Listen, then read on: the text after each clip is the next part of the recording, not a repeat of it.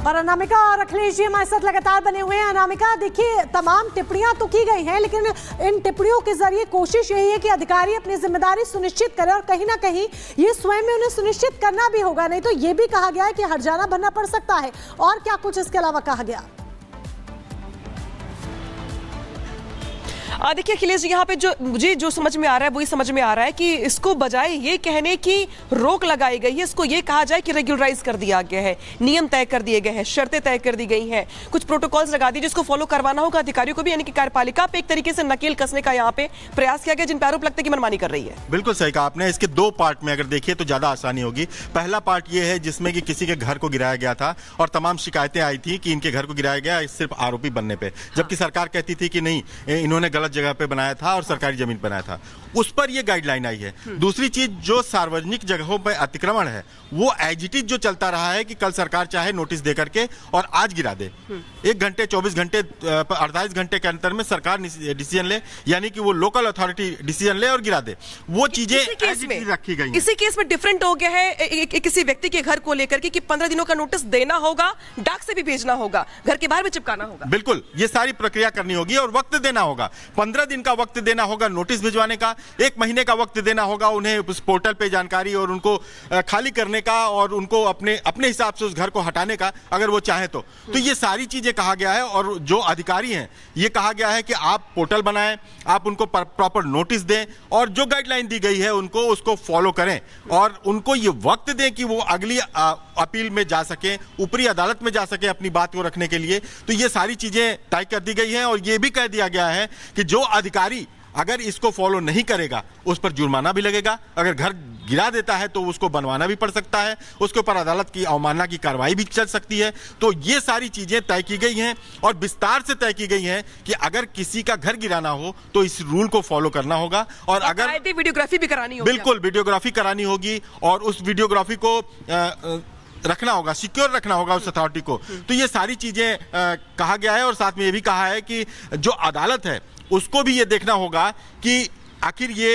अवैध है या नहीं है। सिर्फ कार्यपालिका अदालत नहीं बन सकती, अदालत का काम है लोगों को फैसला देना, लोगों को न्याय देना और इंसान का हक है, चाहे वो दोषी भी कितने बड़े अपराध में ना हो क्यों ना हो, चाहे वो कितने भी बड़े अपराध का आरोपी क्यों ना हो, उसका घर इस तरह से गिराया नहीं जा सकता। यानी कि क्राइटेरिया तय नहीं किया गया कि अपराध कितना बड़ा है, अपराधी कितना बड़ा है, माफिया कितना बड़ा है, अगर कोई आरोपी भी है, एफआईआर दर्ज भी है, मुकदमा चल भी रहा है सालों से, तो यही रूल्स एप्लीकेबल होंगे जो बाकी सबके लिए दिए गए हैं। और कहीं से भी ये तय नहीं हो सकता है कि जो अपराध किया गया है उस अपराध के एवज में उसका घर गिराया जाए। अगर घर गिराना भी है आपको तो जो नियम शर्तें दी गई सुप्रीम कोर्ट की ओर से उसको फॉलो करवाना होगा। तो एक तरीके से कहीं ना कहीं सुप्रीम कोर्ट की ओर से ये प्रयास किया गया है कि जो बीते दिनों शिकायतें आई हैं या जो याचिकाएं की गई थी, उन याचिकाओं में जिस बात का जिक्र किया गया था, जिस बात को लेकर शिकायत की गई थी कि भाई बदले की भावना से यहाँ पे टारगेट करने का प्रयास किया गया है, तो एक तरीके से सुप्रीम कोर्ट ने सुनिश्चित करने का यहाँ पे प्रयास किया कि सबको, हर किसी को बराबरी का मौका मिले। बिल्कुल मौका मिले और उसको अपनी बात को उचित फोरम पे रखने का मौका मिले, उसको अपने को बेगुनाह साबित करने का मौका मिले, क्योंकि जो जस्टिस सिस्टम है उसमें आदमी को कई स्तर पे अपनी बात रखने का मौका दिया जाता है। ऐसे में अगर किसी का, कोर्ट ने खुद ऑब्जर्व किया है कि घर एक लोगों का अपना सपना होता है, आशियाना होता है, उसको इस तरह से आप नहीं गिरा सकते। किसी एक के आरोपी की वजह से उसका घर गिराएंगे तो 10 लोग उसके परिवार के सड़क पे आ जाएंगे। और जिस तरह से रात में आप देखिए कि कोर्ट ने खुद ऑब्जर्व किया है, घर गिरा देने पर पूरा परिवार, बच्चे, महिलाएं सड़क पे आ जाती हैं। ये दृश्य कतई ठीक नहीं है और उस व्यक्ति को अंतिम समय तक उसको अपनी बेगुनाही साबित करने का, या गलत जगह पे घर बना है तो उसको, ये भी कहते हैं कि हमें नोटिस नहीं मिला, हमें नोटिस रिसीव नहीं हुआ, किसने दिया नोटिस, हमें कौन कर्मचारी देने आया था। ऐसी भी बातें कई बार निकल के सामने आती हैं जब ये लोग शिकायत करते हैं कि भाई जब टीम ये कहती है कि हमने नोटिस दे दिया है, परिवार कहता है हमें नोटिस मिला ही नहीं है, हमें मौका नहीं मिला जवाब देने का। तो नोटिस देने को लेकर और नोटिस की जवाबदेही को लेकर के, जवाब कहां देना है मुझे, अवैध है, वैध है, इसको लेकर क्या कुछ कहा गया है, जरा कोर्ट की समझ। देखिए, ये सवाल उठा था जमीयत की तरफ से, यूपी में, एमपी में, उत्तराखंड में कई जगह बुलडोजर चले थे। उसको उन्होंने कहा था कि सरकारों ने कहा कि हमने नोटिस दिया, प्रॉपर नोटिस दिया, हमारे पास तारीख है, हमारे रजिस्टर में दर्ज है, लेकिन वो जो जिनके घर गिराए गए थे उनका कहना है कि मुझे नोटिस नहीं दिया गया। कोर्ट ने कहा कि हमारे कर्मचारी ले गए थे नोटिस, इसलिए इस फैसले में साफ कहा गया है कि आप रजिस्टर्ड डाक के द्वारा उनके घर को नोटिस भेजेंगे और नोटिस उनको रिसीव होने के 15 दिन का समय देंगे। यानी कि रजिस्टर्ड डाक अगर डाक से जाएगी तो ये उस डाकखाने में भी दर्ज होगा कि इतनी तारीख को इस अथॉरिटी ने इनको रजिस्ट्री की है और वहां पे वो जो डिलीवर कराएगा वो पोस्टमैन भी बताएगा कि इतने बजे हमने इतनी तारीख को इनको रजिस्टर कराया है। यानी कि परिवार भी ये शिकायत नहीं कर पाएगा कि नोटिस उन्हें नहीं मिला है, उन्हें मौका नहीं मिला अपनी बात रखने का या बात करने का। यहाँ पे ये भी सुनिश्चित करने का प्रयास किया। बिल्कुल, एक तरह से क्लियर कर दिया गया है कि ये शिकायत बार बार ना आए कि हमने नोटिस भेजी और दूसरा कहता है कि हमें नोटिस नहीं मिली। हालांकि नोटिस भेजने के बाद नोटिस चस्पा करने की भी बात कही गई है कि आप नोटिस चस्पा करने के बाद भी इनको इतने दिन का वक्त देंगे। तो ये सारी चीजें कोर्ट ने जो भी सवाल उठे थे उन सबको हल कर दिया है और एक गाइडलाइन बना दिया है। हाँ, बिल्कुल, सारे जो सवाल किए गए थे, जो आरोप लगाए गए थे, जो याचिका की गई थी, जिन याचिकाओं में अलग अलग राज्यों में हुए ध्वस्तीकरण का जिक्र किया गया था, उन सबको एक तरीके से यहाँ पे सॉल्व करने का प्रयास किया गया। लगभग हर सवाल का हल निकालने का प्रयास किया गया। बिल्कुल, हर सवाल का हल। सुनवाई बहुत लंबी चली। आप प्रक्रिया के बिना संपत्ति ध्वस्त करना सही नहीं। बुलडोजर एक्शन पर सुप्रीम कोर्ट सख्त, कहा राज्य और अधिकारी नहीं कर सकते मनमानी कार्रवाई, अधिकारियों की जवाबदेही होनी चाहिए तय, राज्य सरकारें नहीं बन सकती जज। बुलडोजर एक्शन पर सुप्रीम कोर्ट की गाइडलाइन, कहा आदेश के बाद भी पीड़ित को देना चाहिए समय, बिना नोटिस के नहीं होनी चाहिए कोई भी तोड़फोड़, नोटिस में बताए कि घर कैसे अवैध है। बुलडोजर एक्शन पर सुप्रीम कोर्ट का फैसला, कहा तोड़फोड़ की कार्रवाई की हो वीडियोग्राफी, तोड़फोड़ की रिपोर्ट ऑनलाइन डाली जाए। बटेंगे तो कटेंगे पर शिवराज सिंह का बयान, कहा जुड़ेंगे तो जीतेंगे, बिखरेंगे तो बर्बाद होंगे, हम बांटने में नहीं करते भरोसा, देश को बांटना चाहता है इंडी गठबंधन। हम बांटने में भरोसा नहीं करते। कांग्रेस, जेएमएम, इंडी गठबंधन की पार्टियां देश को बांटना चाहती है। मतदान के बाद केंद्रीय मंत्री शिवराज सिंह चौहान का बयान, कहा झारखंड में चल रही परिवर्तन की लहर बेईमान घुसपैठियों के संरक्षण वाली सरकार को उखाड़ फेंकना चाहती है जनता।